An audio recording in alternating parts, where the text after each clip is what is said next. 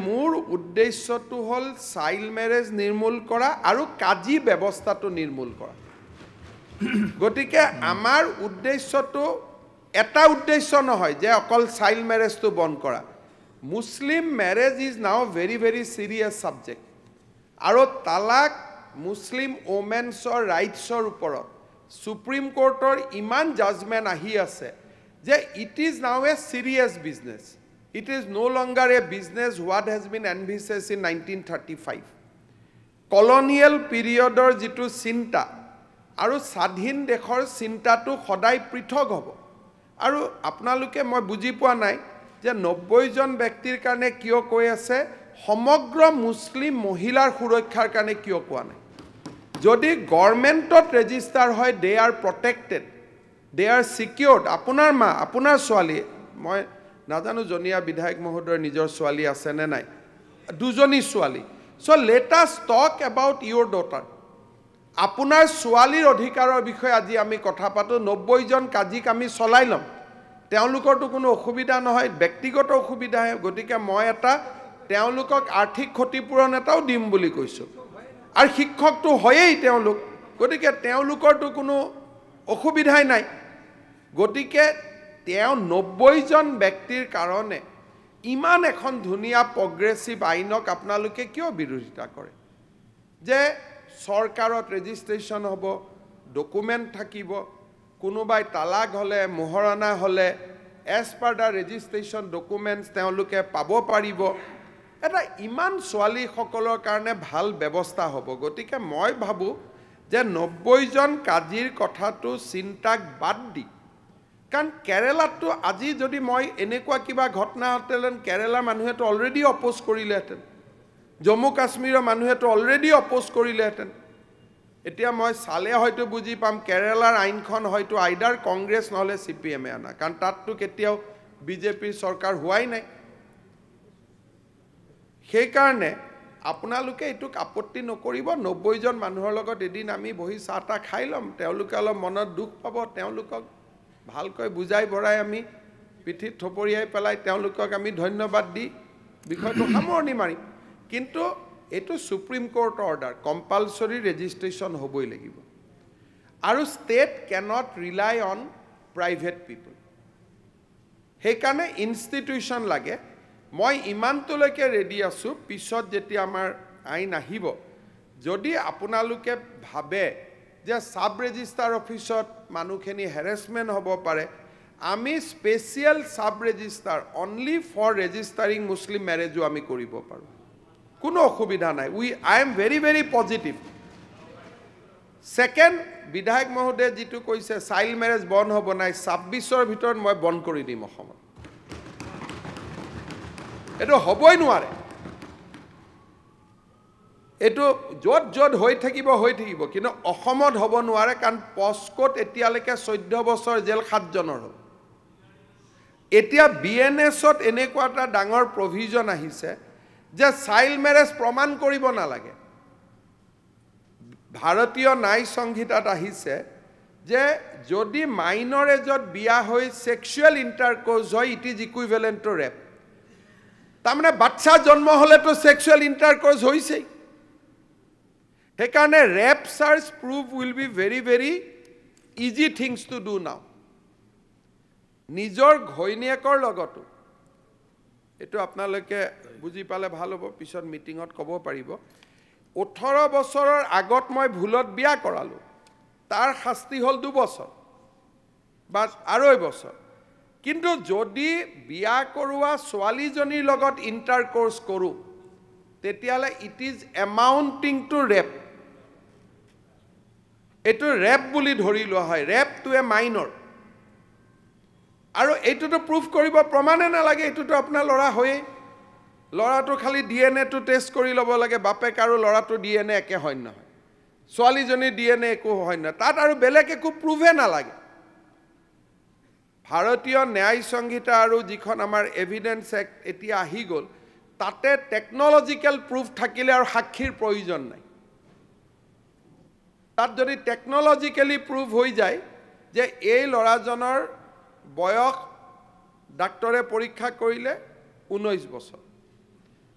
ছোৱালীজনীৰ বয়স 18 বছৰ তেওঁলোকৰ এটা বাচ্চা আছে গতিকে হাজবেণ্ডজন জেল হোৱাটো খাটাং সেইকাৰণে ইমান সহজ হৈ আছে ব্যৱস্থাটো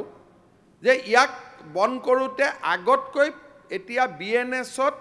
ভাৰতীয় ন্যায় সংহিতাত বহুত ইজি হৈ গ'ল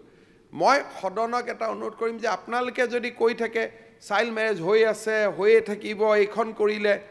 এই যিটো কথা মই যোৱাকালি কৈছিলোঁ যে আপোনালোকে বেয়া পাই গ'ল যদি মুছলিম ছোৱালীৰ ক্ষেত্ৰতো আপোনালোকে আমাৰ লগত থিয় নহয় আপোনাৰ নিজৰ ছোৱালীজনীৰ ক্ষেত্ৰতো দুজনী ছোৱালী থকাৰ পিছতো যদি ছোৱালীৰ ন্যায় কাৰণে আপুনি থিয় নহয় আপোনাৰ ছোৱালীতকৈ কাজি আপোনাৰ কাৰণে বেছি মৰমৰ হ'ব পাৰে নেকি হা এটা আচৰিত কথা মোৰ ছোৱালী হ'লেতো মই কমানে ছোৱালীৰ কাৰণে জান হাজিৰ আপোনালোকে ক'ত কাজি আৰু নিজৰ ছোৱালীৰ অধিকাৰৰ লগত কম্পেয়াৰ কৰি আছে মাননীয় মুখ্যমন্ত্ৰী মহোদয় আমি সমানে সমানে মোৰ ছোৱালীৰ লগে লগে আপোনাৰ ছোৱালীৰ সমানে সমানে চিন্তা কৰোঁ আমাৰতো প্ৰব্লেমেই নাই আছে 84% চাইল্ড মেৰেজ ভাৰতবৰ্ষত নন মুছলিমত হৈ আছে এইটো আমি সেইখিনিও কনচাৰ্ন বন্ধ হ'ব লাগে চাইল্ড মেৰেজ আমি এইটো বিচাৰোঁ আপোনালোকক মই এটা হাতজোৰ কৰি কৈছোঁ যে আমাৰ মানুহখিনিক এনেকৈ কৈ নিদিবচোন যোৱাকালিও কৈ আছে যে পলিগেমি আপোনালোকৰ বেছি এই হাউচত থকা এজন মানুহক সোধক কাৰোবাৰ সমষ্টিৰ হিন্দু মানুহৰ পলিগেমি আছে নেকি আপোনালোকে কোনটো ডেটা কোনে উলিয়াইছে মই নাজানো ভাৰতৰ হ'ব পাৰে স্যাৰ অসমৰ ট্ৰাইবেল এৰিয়া টি গাৰ্ডেন কোনো নাই এইটো নক'ব এইটো নাই নাই মই সাজু ডাঙৰীয়া tribal area tea garden area বুলি নক'ব আপোনালোকৰ মিয়া এলেকা চবতকৈ বেছি হৈ আছে টি গাৰ্ডেনৰ কথা কিয় কৈছে মিয়া এলেকাত বেছি হৈ আছে প্লিজ আপোনালোকে আপোনাৰ ঘৰত চাওক আপোনালোকৰ ঘৰত টি গাৰ্ডেনৰ কথা কিয় ক'ব বয়সত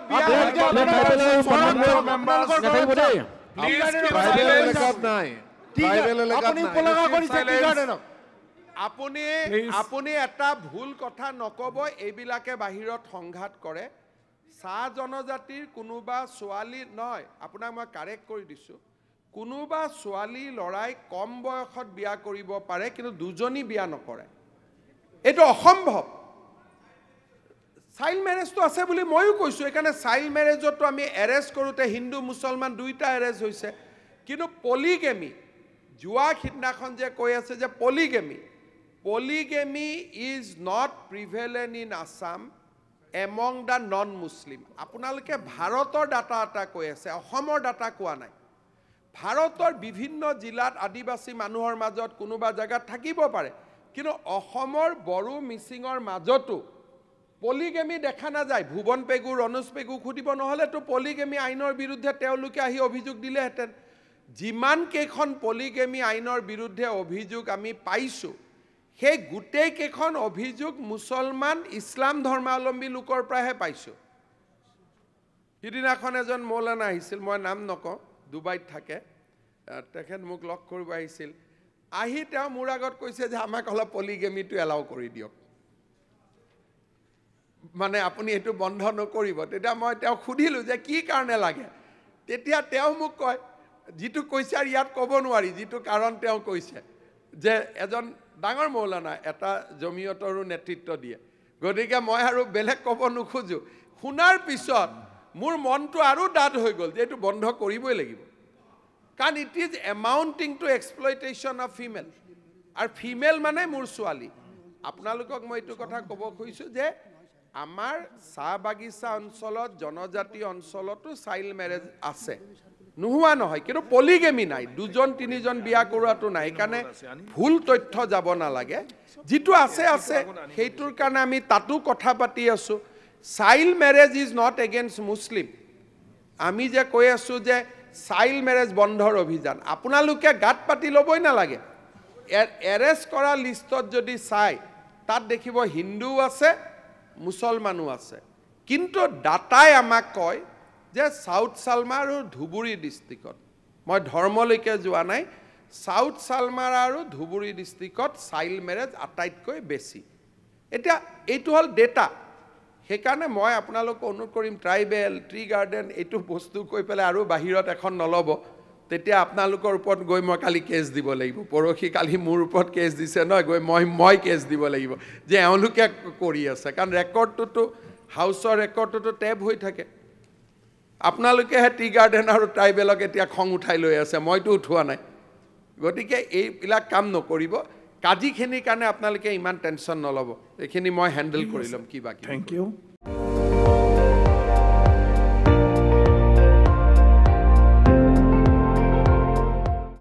আপুনি চাই আছে ND24